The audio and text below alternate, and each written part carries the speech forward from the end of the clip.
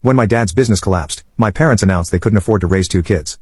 They kept my talented brother and sent me to live with my uncle, like I was just an extra burden. 10 years later, we reunited at my grandmother's 75th birthday, and their expressions were priceless when they saw me in a state they never expected. Back when I was just a teenager, my family experienced a devastating loss when my dad, who at the time was a successful businessman, started facing enormous financial troubles. At one point, his business partner even ran away with some of the company's funds, making it impossible for my dad to keep the business afloat any longer. In the end, he was forced to shut down the business completely. My father had always been a very proud man and took immense pride in his business. However, when he suddenly lost his only source of income, it made him absolutely depressed. He had always been a pillar of strength for our family, the one we all looked up to, not just for his hard work and dedication, but for the way he carried himself with dignity and grace in everything he did. His business wasn't just a source of income. It was a reflection of his dreams, his aspirations, and all the years of effort he had invested. When it crumbled, it felt like more than just a financial loss. It was as if a part of him had been taken away. For our family, this loss was not just about the money or the business itself. It was about the uncertainty that followed. Watching my father transform from the cheerful, happy man I had always known into someone who was short-tempered and constantly agitated was one of the most painful experiences of my life. It was as if the weight of his loss had drained him of the very qualities that had defined him for so long. I vividly remember those dark days when he would spend entire days in bed. A stark contrast to the energetic man he used to be. He would only come out to eat, and even then it was a quick, almost mechanical routine before he retreated back to the solitude of his bed. He seemed to have lost all interest in life outside of his room. My mom would try her best to lift his spirits. She would gently urge him to get out of bed, suggesting that he find some hobbies or even just go for a walk to clear his mind. She hoped that maybe a distraction could help pull him out of the deep sadness he was sinking into. But instead of the hopeful response she was looking for, my dad would often snap at her, telling her to leave him alone. The frustration and pain in his voice were palpable, and it was clear that he was grappling with emotions he didn't know how to handle. During this difficult time, my mom became the sole provider for our family. She was a nurse at a local hospital, and while she had always been committed to her work, the financial strain of my dad's business collapse meant that she had to take on even more. The bills were piling up, and the rent was overdue. There was no choice. She had to pick up extra shifts at the hospital, often working long hours just to keep us afloat. It was hard to see her stretch herself so thin, juggling the demands of her job while also trying to hold our family together emotionally. She never complained, but I could see the exhaustion in her eyes and the weight on her shoulders. She was carrying so much, and I admired her strength, even as I worried about how long she could keep it up. The atmosphere at home during that time was always heavy, thick with an unspoken tension that lingered in every corner of the house.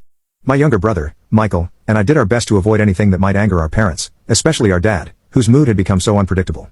Now, Michael was always the smarter one between the two of us, the kind of kid who was naturally gifted. When it came to academics, he was a bit of a nerd, the type who loved burying his nose in books and solving complex problems for fun. In contrast, while I did well in school, my interests extended beyond just studying. I was passionate about basketball and had a few other hobbies that I enjoyed, which meant my grades weren't quite on Michael's level. But I always did my best. And up until that point, my mom had never had any issues with it. Since she regularly kept track of my grades, she understood that we were different and valued the effort we each put into our pursuits. However, as my dad began spending more and more time at home, the dynamics in our family began to change. He suddenly had a newfound interest in our grades and would make comments about how I clearly wasn't working as hard as Michael, pointing out the differences in our academic achievements. I remember him saying things like, "If you're not going to be the best, then what's the point of even studying? Stop going to school." His words hurt a lot. Not just because they were mean, but because they clearly came from his own pain and failure after the loss of his business. It was as if he was projecting his feelings of inadequacy and loss onto me. It hurt to see him so disillusioned and to feel like I was somehow contributing to his unhappiness, even though I knew deep down that wasn't the case. I tried to focus on my studies more, hoping to impress my dad, but it was just never enough. If my mom ever showed any appreciation for my grades, my dad would quickly undermine it with taunts, insisting that there was nothing to be proud of when the grades could be much better.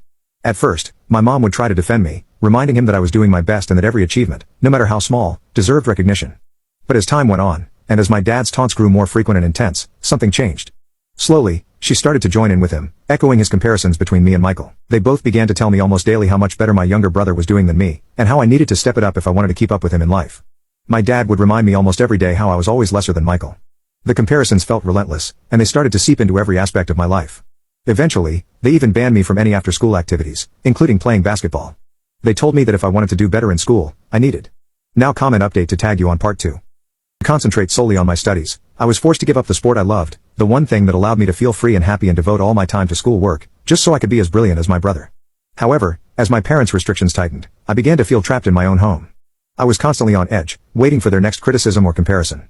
I started to feel depressed, overwhelmed by the sense that no matter what I did, it would never be enough. There was no time for rest or relaxation.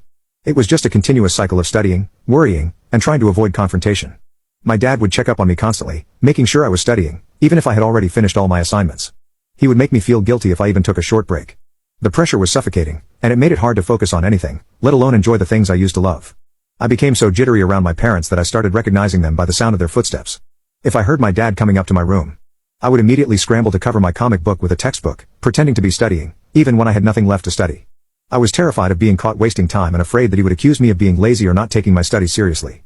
The constant fear of disappointing them, of being compared unfavorable to Michael, consumed me. This fear and anxiety bled into every part of my life. I felt like I was walking on eggshells, never knowing when the next criticism would come or what I would be accused of next. I began to lose interest in everything, even the subjects I used to enjoy, because they were now just another source of stress. The joy I once found in learning and in playing basketball was gone, replaced by a deep sense of inadequacy and guilt. I became a shadow of who I once was, constantly striving for an approval that seemed more and more unattainable. And even though I was doing everything they asked, studying harder, giving up my hobbies, and trying to be the perfect student, I never felt like it was enough.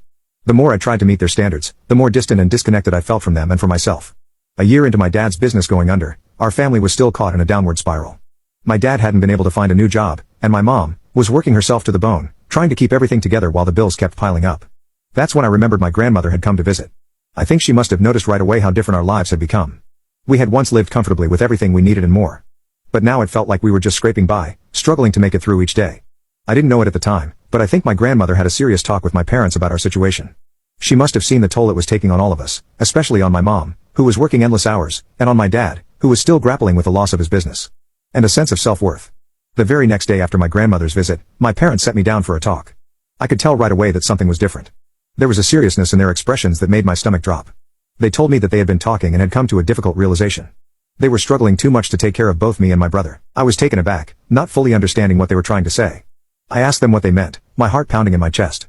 My dad looked at me with a heaviness in his eyes that I had never seen before.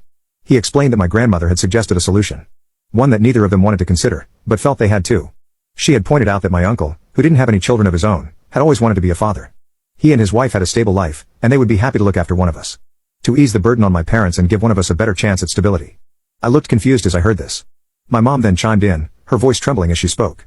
She told me that because Michael was the youngest and more academically inclined, they believed it was best for him to stay with them so that his education wouldn't be disrupted.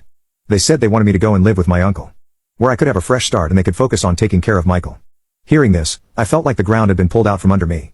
I was shocked and hurt. It felt like a rejection. Like they were choosing Michael over me and deciding that he was more worthy of their care and attention just because he was more talented than me. I couldn't understand why they would send me away. Why they thought it was okay to separate our family like this. I had always done my best, despite everything that had happened. And now it seemed like none of that mattered. I started to cry and ask them if they didn't love me anymore and how I would work harder on getting better grades. But my dad shook his head and told me that they just didn't have the money to support 2 kids and assured me that I was a better match for my uncle's family anyway. My mom tried to explain how as the oldest child, I should make this sacrifice without complaining, since Michael had a better shot of becoming someone extraordinary. I remember staring at them, trying to process what they were saying. At that moment, I felt a mixture of emotions. Anger, sadness, betrayal, and an overwhelming sense of loss. I knew things had been hard, but I never imagined it would come to this. That my parents would decide to send me away. It was as if the last bit of stability I left was being taken away from me, and I didn't know how to cope with that.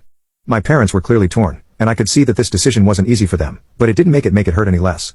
In the end, I had no choice but to pack my bags and move to my uncle's place. When he came to pick me up, the reality of the situation finally sank in, and the weight of what was happening became almost unbearable. I remember crying a lot when it was time to say goodbye to my brother, even though I knew I would still see him at school. Michael. The thought of not being together at home, of not sharing the same space was heartbreaking. Michael was devastated, too. He couldn't understand why.